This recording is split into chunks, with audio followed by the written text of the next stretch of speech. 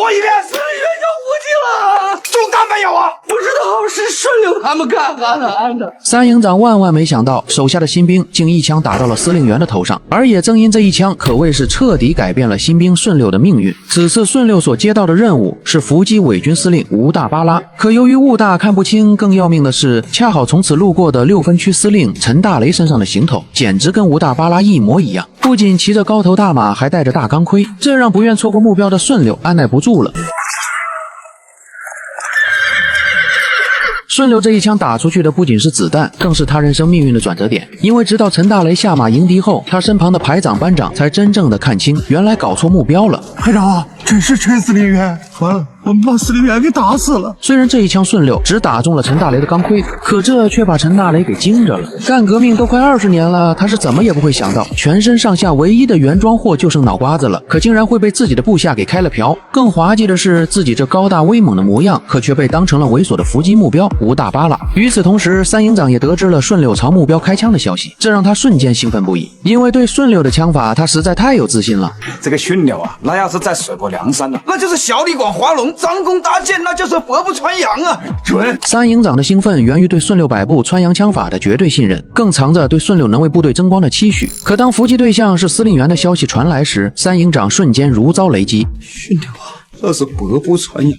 虽然三营长知道顺溜的枪法百发百中，可也深知军队中以下犯上的严重性。此刻的绝望远超最初的兴奋，心里只剩完犊子了的恐慌。因为一旦追究责任，顺溜必将九死一生，自己作为营长也难辞其咎，甚至刚出创的6分区都差点因群龙无首而溃散。但好在很快好消息又传来了，司令员陈大雷已经骑着马进庄了，这让三营长瞬间转悲为喜，心情也好似坐过山车，简直太刺激了。骑的马好杀，骑的马说明没有受伤，还可以骑马。这份大喜大悲的剧烈起伏，让三营长仍惊魂未定，也恰恰暴露了他看似粗犷下的细腻。他既担心部下安危，也恐惧自身责任，更牵挂部队的存续。但如今容不得他长时间恍惚，因为手下的兵朝司令员开枪已是板上钉钉的大事，他必须立刻想办法化解危机。而基于与陈大雷10几年并肩作战的默契，三营长精准掐住了对方的软肋，那就是歪把子机枪与杜包机。在物资匮乏、常年吃粗粮的抗战年代，杜包机已是稀缺的美味，而歪把子机枪是战场制胜的关键。这两样喜好既是陈大雷铁血司令形象下的温情软肋，也成了三营长的求生突破口。于是他立刻让维持会长老宋帮他去买2只猪肚、2只鸡。你不管出现了什么状况，你只要给他端上了一盆这个红烧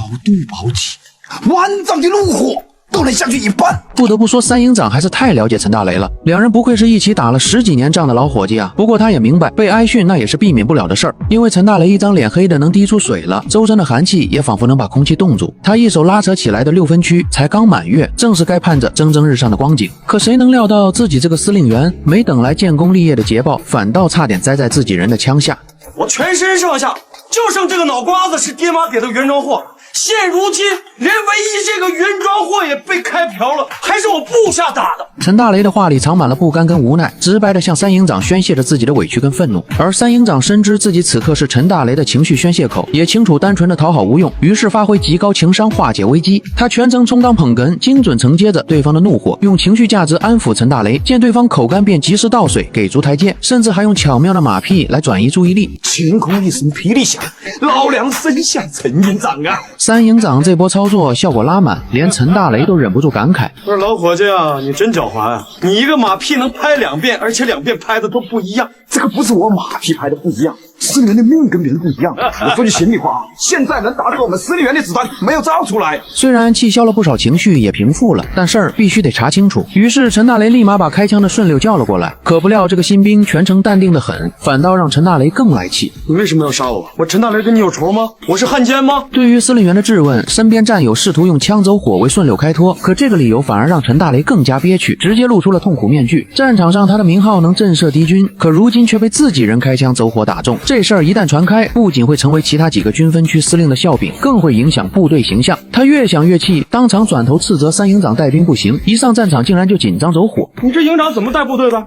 你还能不能带兵了？你带不了兵你就下去。眼见最疼爱自己的三营长被训，顺溜顿时不乐意了。报司令员，我们满伏在这儿就是专门打你的，不是，是专门打敌人的。顺溜性格耿直，执行伏击任务只认目标特征，不辨身份。当时兀大看不清，他根据排长所描述的特征，见对方骑东洋马穿皮大衣，直接把陈大雷当成了汉奸司令吴大巴拉，而开枪只是为了试探。但不料陈大雷听完却气炸了，即便外形相似，可我这身份和英雄气魄也根本不是一个汉奸能比的啊！然而即便司令员火冒三丈，但顺溜却一口咬定自己瞄准的就是钢盔，那一枪根本没想伤人。而一旁的班排长见状也连忙补充，试图让司令员消消气。当时我就看着司令员你从那个马上掉下来以后，不是从马上掉下来啊，是下马迎敌啊，对，就是司令员你下马迎敌以后，把我们都吓坏了。这小插曲一闹，现场气氛瞬间缓和不少。毕竟他们也对自己的行为又后怕又愧疚，自己这司令员的面子也能过得去了。可不料别人都吓得发抖，就顺溜依旧淡定，这让陈大雷十分纳闷。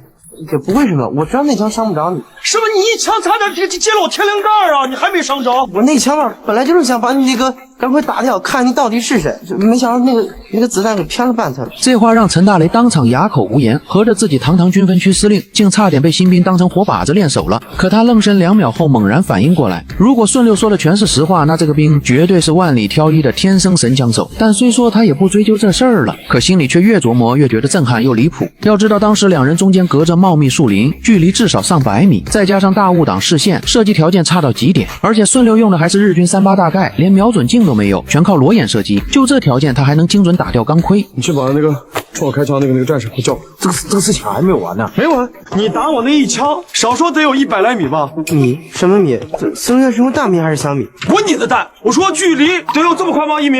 那不止，至少得有200个像这样的米。天底下没有人能在200米的距离一枪命中。我能，司令员我真能。200米开外一枪击中目标，司令员万没想到，这竟是一个新兵说出的话。自从6分区司令陈大雷在回军分区路上被手下的神枪手顺溜误认为是汉奸司令吴大巴拉一枪给开了瓢后，他是怎么也想不通，那么远的距离，这个新兵蛋子咋就能精准打中头盔呢？可更让他惊讶的是，顺溜竟表示当时的距离至少有200米。200米？你在这吹牛呢你用什么枪啊你？陈大雷的质疑脱口而出，这让一旁的3营长站不住了。就是那个枪，38大盖，扎心的枪，200米打我钢盔，吹牛啊！用38大盖精准打中200米外的钢盔，陈大雷仍是一脸的难以置信。可单纯从枪械性能来说，38大盖最大射程约1000米，有效射程也可达460到600米。从这点来看，顺溜的说法其实并非夸大。但结合当时的场景来看，大雾弥漫，视线受阻，在敌我不明且顺溜仅瞄准司令员头上钢盔的高压条件下，这样的精准命中难度确实极大，概率极低。然而，即便司令员跟文书翰林都质疑顺溜在吹牛，可最信任他的3营长又立马站了出来。这是我们全营头号的神枪手，那是在水泊梁山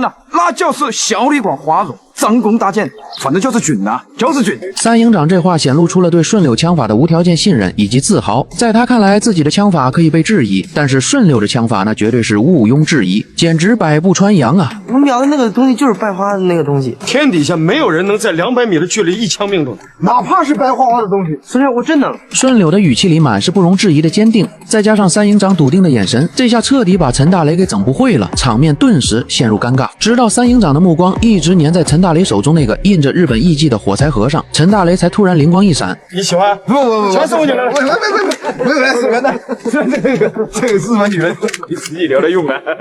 我算了。你带着你这支枪，5发子弹到村外待命。是。陈大雷准备用火柴盒来检验顺溜的枪法，而且为了模拟真实战场的高压环境，他更是决定亲自手持火柴盒，站在150米外的老槐树下当火把子让顺溜射击。听我口令，瞄准这个东洋娘们射击。对。司令员亲自充当火把子，关键目标还小得像颗花生米，这打中了顺溜可谓是一战封神，但如果打偏了，那后果不堪设想啊！3营长更是被吓得直冒冷汗。我晓得你是想检验那个训溜的枪法，可那枪打得准不准？但是我可以讲啊，万一他要是走了火，我的个乖乖啊，那个6分区的天就塌下来了啊！3营长的担忧绝非多余，陈大雷这是在用自己的性命赌顺溜是否有狙击手该有的大心脏。这场豪赌容不得半点闪失，哪怕一丝风速的干扰，一次心跳的紊乱，甚至一瞬间的犹豫，都可能让陈大雷当场丧命。司令员没了，我们6分区就没了，但6分区没了，那新四军就塌了半边天。哎呀，你那嘴能离地！陈大雷对翰林评价确实中肯，也差点被他说动了。翰林太清楚陈大雷的软肋了，今天被自己手下的新兵一枪开瓢，这事儿要是传出去，他非得成整个军区的笑柄不可。完了是吧？完了！你要知道，你要被打死了，让他们知道那可就坏了。他们刚刚笑歪的嘴，一下又笑正了。翰林的话让死要面子的陈大雷果然犹豫了片刻，可当3营长他们才把火柴盒挂在树上，不过2秒半的功夫，陈大雷却又恍惚了过来。为什么啊？我的个娘啊！差点上你小子当。尽管翰林跟三营长极力劝阻，可陈大雷这次是心意已决了，他就是要用最极端的方式给顺柳施加泰山压顶般的心理压力。若是把火柴盒固定在树杈上，那不过是个死靶子，根本检验不出真实的战场水平。甚至面对三营长的固执阻拦，陈大雷都拔枪警告驱离了。可就在这时，顺柳却因极致的紧张与害怕，竟不敢扣动扳机了。但好在最终结局不负众望，顺柳在150米外精准命中了陈大雷手中的火柴盒。